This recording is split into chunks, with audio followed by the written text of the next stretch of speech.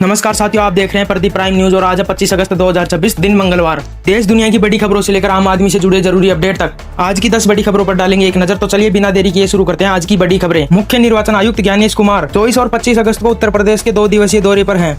इस दौरान वो चुनावी तैयारियों और प्रक्रिया की समीक्षा कर रहे हैं। मुख्य चुनाव आयुक्त करीब 500 बूथ लेवल अधिकारियों यानी BLO से सीधे बातचीत करेंगे और जमीनी स्तर पर चुनावी व्यवस्था से जुड़ी जानकारी लेंगे। इस चुनावी प्रक्रिया से जुड़ी समस्याओं को समझने और उनमें सुधार की कोशिश की जाएगी। भारतीय मौसम विभाग IMD ने 25 अगस्त को दिल्ली, NCR, उत्तर प्रदेश, बिहार और झारखंड के कई इलाकों में भारी बारिश का अलर्ट जारी किया है। मौसम विभाग के मुताबिक बारिश के कारण कुछ जगहों पर जल भराव और यातायात प्रभावित हो सकता है। खराब मौसम को देखते हुए कई इलाकों में स्कूल बंद रखने का फैसला भी लिया जा सकता है।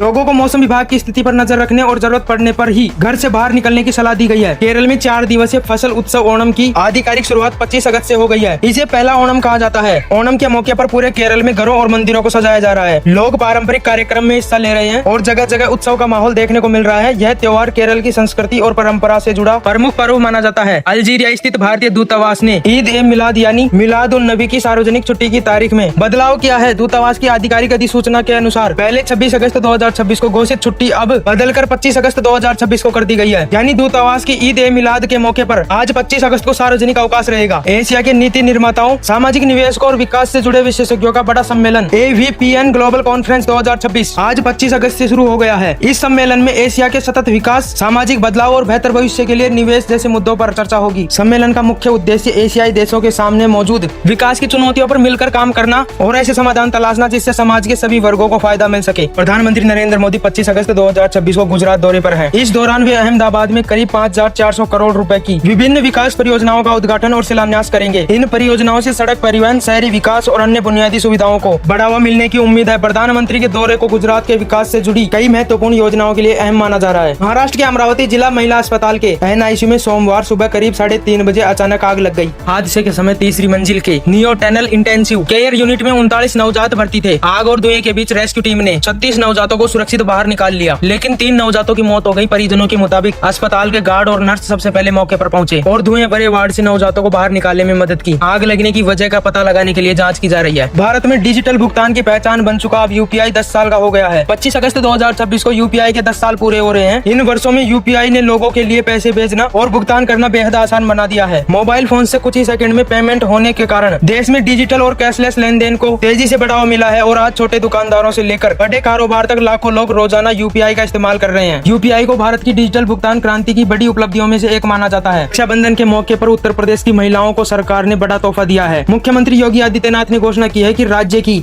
महिलाएं 27 अगस्त की सुबह से 29 अगस्त की आधी रात तक सरकारी बसों में मुफ्त यात्रा कर सकेगी। इस सुविधा का उद्देश्य रक्षाबंधन के दौरान महिलाओं को अपने मायके या रिश्तेदारों के घर आने जाने में आसानी देना है। यानी इस अवधि में महिलाओं को सरकारी बसों में सफर के लिए किराया नहीं देना होगा।